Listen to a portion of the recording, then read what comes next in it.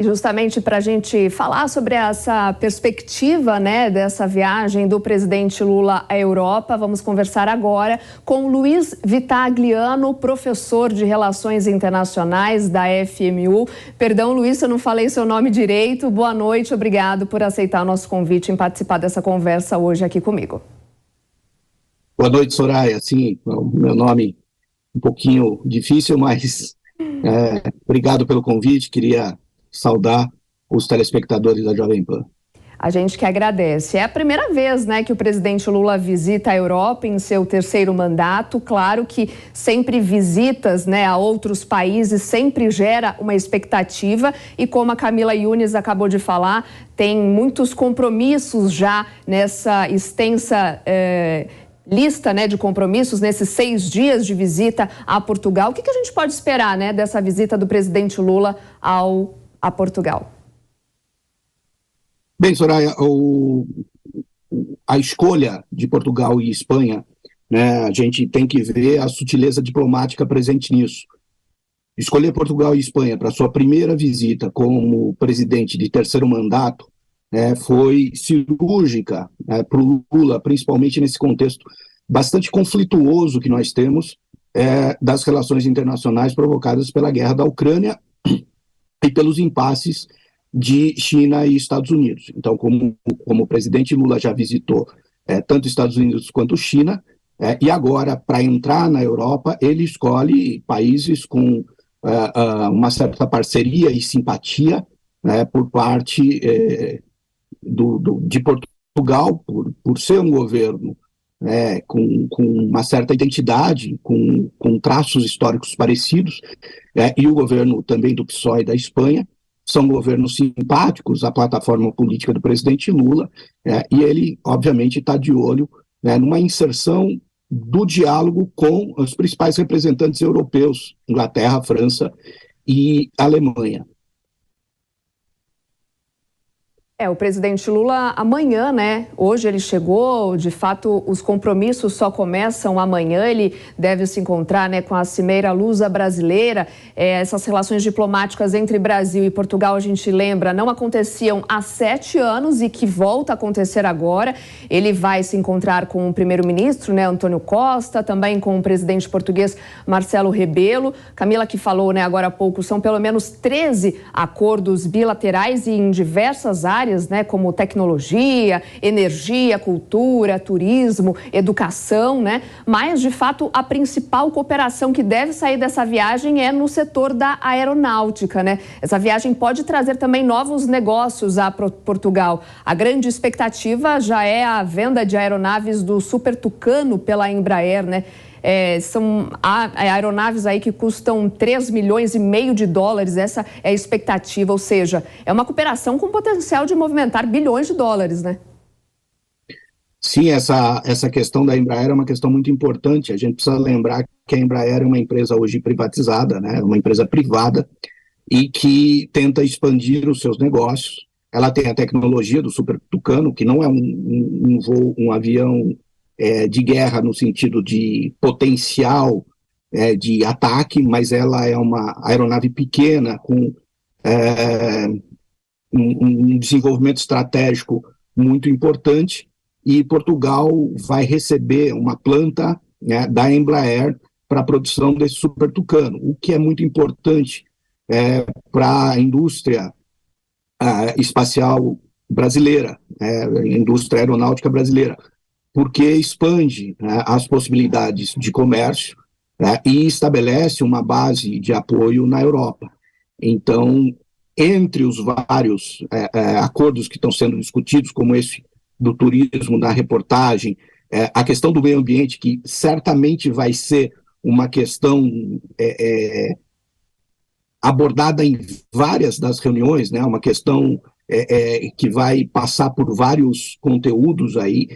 Então, esses acordos e essas conversas, eles acabam tendo desdobramentos importantes para o governo e também para as empresas, para os parceiros. Inclusive está na agenda aí almoço com empresários brasileiros e portugueses.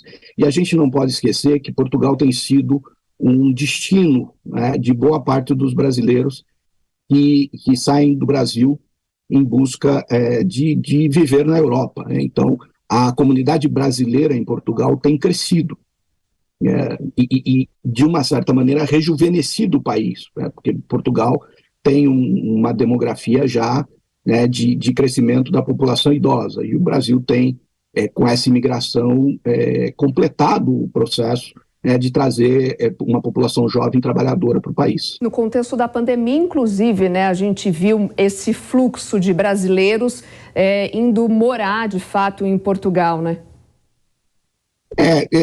Muitos brasileiros, né, com quem a gente conversa e tudo, eles vão em busca de qualidade de vida, né? O Portugal, embora esteja ali na península, como um país com menor desenvolvimento socioeconômico do que Espanha, do que França, Inglaterra, Alemanha, Bélgica, enfim, tem uma excelente qualidade de vida. Então, essa qualidade de vida e um certo sossego, né, baixos índices de violência, excelentes índices de transporte, custo de vida razoavelmente barato, uma jornada de trabalho melhor, né, tudo isso tem atraído brasileiros para viver em Portugal, e a pandemia possibilitou essa troca, né, que não precisa do presencial, essa troca remota, e foi muito agilizada pela pandemia.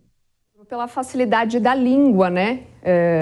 Muitos brasileiros optam por Portugal. Agora, falando um pouco da relação comercial entre Brasil e Portugal, hoje Portugal é só o 17º destino de exportações do Brasil, tem uma pequena participação na corrente de comércio, né? Você acredita que esses acordos agora, desta viagem, podem representar, de repente, a entrada do Brasil para a União Europeia?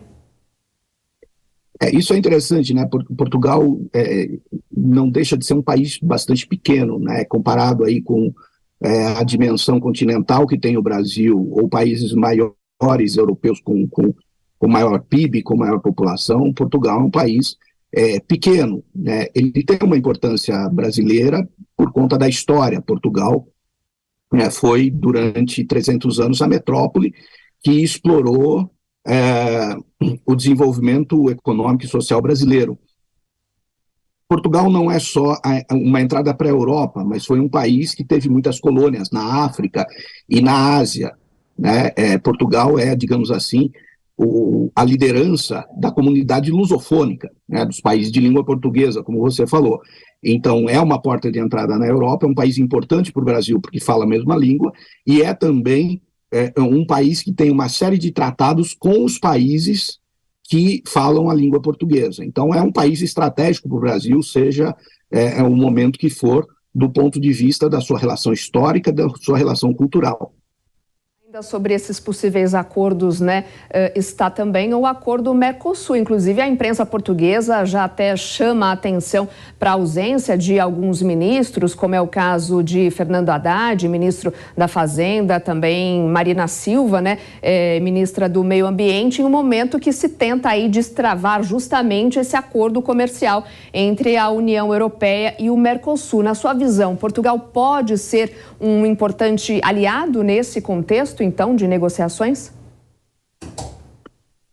Sem dúvida nenhuma, até porque Portugal, por ser um país de menores proporções e menor pujança econômica, tem todo o interesse de que o acordo com o Mercosul se desenvolva, porque Portugal tem uma relação histórica com o Brasil, mas a União Europeia é uma trava no relacionamento bilateral entre Brasil e Portugal. Então, Portugal precisa destravar o acordo com a União Europeia para que possa intensificar a sua relação com o Brasil, porque historicamente até a facilidade aí do cruzamento do Atlântico favorece que Portugal tenha um comércio com o Brasil e que as questões logísticas permitem muitas facilidades. O fato é que essa questão do Mercosul com a União Europeia é uma questão muito difícil. Eu não enxergo ela se resolvendo num curto espaço de tempo. Eu acho que as pessoas que têm alguma expectativa com um acordo fechado entre União Europeia e Mercosul têm que segurar um pouco a ansiedade e dar o tempo ao tempo. o tempo deste acordo não é o tempo que as nossas expectativas estejam adequadas. Vai ser uma discussão que ainda tem chance de se alastrar por um período considerável. Pouco nessa questão da imigração, que claramente será também um tema tratado nessa viagem. No primeiro mandato de Lula, já havia sido feito esse acordo de imigração, né? E esse novamente, o assunto volta na agenda. O que deve mudar agora? Entre o governo anterior do presidente Lula e esse governo, o Brasil aprovou uma lei de imigração e uma série de condições aí para receber e enviar pessoas. E eu acho que o próprio mundo se reestruturou em termos de circulação de pessoas, né? Então, é possível esperar alguma facilidade, mas como eu disse para você, existe sempre, na questão da União Europeia com o Mercosul, uma relação difícil, porque a União Europeia ela coloca determinadas amarras em Portugal para que Portugal não tenha uma autonomia direta em todos os acordos, e a questão da imigração também acaba sendo em relação a isso, porque Portugal não tem uma política exclusiva migratória, ele tem que satisfazer uma série de pré-requisitos que existem na União Europeia. Então, essa conversa com Portugal, ela é sempre uma conversa bilateral com uma série de condições que são multilaterais dentro da União Europeia. E, claro, a guerra na Ucrânia também deve estar aí entre os temas abordados, né? Você acredita que as últimas falas do presidente possam interferir de alguma forma, né, nesses acordos, enfim, nesse contato com Portugal? Com Portugal, pode ser que não, porque são dois países que têm uma relação histórica e uma relação de governo muito